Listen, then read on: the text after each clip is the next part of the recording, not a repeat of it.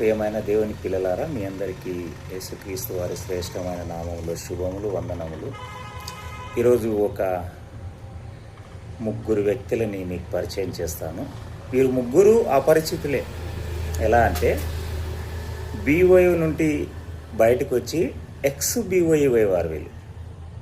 ఒక ఆయన అంటాడు, తండ్రి అయిన దేవుడు సపరేటే, యేసుక్రీస్తు ప్రభువారు కుమారుడుగా సపరేటే, పరిశుద్ధాత్ముడు సపరేటే. ముగ్గురు సపరేట్గా ఉన్నారు, నో డౌట్. ఆయన తండ్రి అయిన దేవుడు, కానీ యేసుక్రీస్తుని కూడా దేవుడు అనొచ్చు. ఇతడు ఒక టైపు అపరిచితుడు. రెండో వ్యక్తి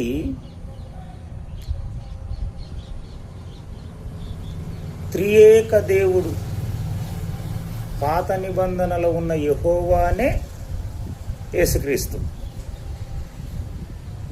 ఇతడు రెండో అపరిచితుడు.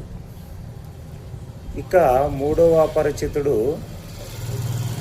అతడు ఇంకా 2 రోజులైతే చిన్న పిల్లలు జోకర్ అంటారు అతన్ని.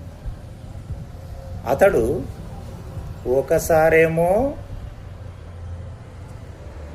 తండ్రే, కుమారుడే, పరిశుద్ధాత్ముడు ఇట్లే నమ్మాలే మీరు అంటాడు. మళ్ళా కొన్ని రోజుల తర్వాత ఏమంటాడు,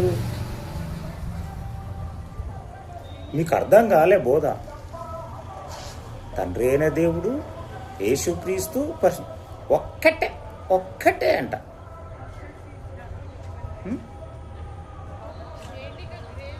ఇప్పుడు అంటాడు యేసుక్రీస్తుని దేవుడు కాన్నవాన్ని పెద్ద వార్నింగ్ ఇస్తాడు పోటుగాడు. మీరు బీఓఏలో ఉన్నప్పుడన్నా కొద్దిగా క్రమశిక్షణగా ఉన్నారు, వీడికి వచ్చి సర్వనాశనం చేశారు క్రైస్తవులని. మీరు సర్వనాశనం అవుతున్నారు, పెద్ద జోకర్లు, అపరిచితులుగా మారిపోతున్నారు. మీరు ముగ్గురు బీవైవై నుండి బయటకు వచ్చినప్పుడు కూడా మీ యొక్క విశ్వాసం ఏంటో మీరేం చెప్పారు విశ్వాసులకు? తండ్రి వేరు, కుమారుడు వేరు, పరిశుద్ధాత్ముడు వేరు, ముగ్గురే అని ఖచ్చితంగా మీరు నమ్మాలి. వల్ల బుద్ధి చెప్పారుగా. మరి ఒక 10 సంవత్సరాల క్రితం మీరు ఇవే డైలాగులు కొట్టారు కదా.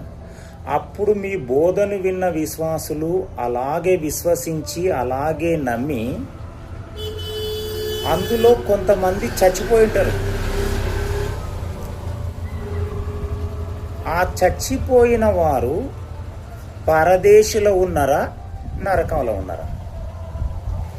మీ బోధ 10 సంవత్సరాల క్రితం విన్నవాళ్ళు ఎంతో కొంతమంది 5-6 మంది చనిపోయి ఉంటారు. వాళ్ళు ప్రజెంట్ మీ బోధ మారింది కదా, ఇప్పుడు ఇట్లా నమ్మాలి అంటున్నారు కదా. అట్లా మీరు అప్పుడు అట్లా నమ్మించారు కదా. అట్లా నమ్మిన వాళ్ళు ప్రస్తుతం కొంతమంది చనిపోయి ఉంటారు, కరోనాలో దేంట్లోనో రోగంలో యాక్సిడెంట్లో చనిపోయి ఉంటారు. మరి వాళ్ళు ప్రస్తుతం పరదేశంలో ఉన్నారా, నరకంలో ఉన్నారా?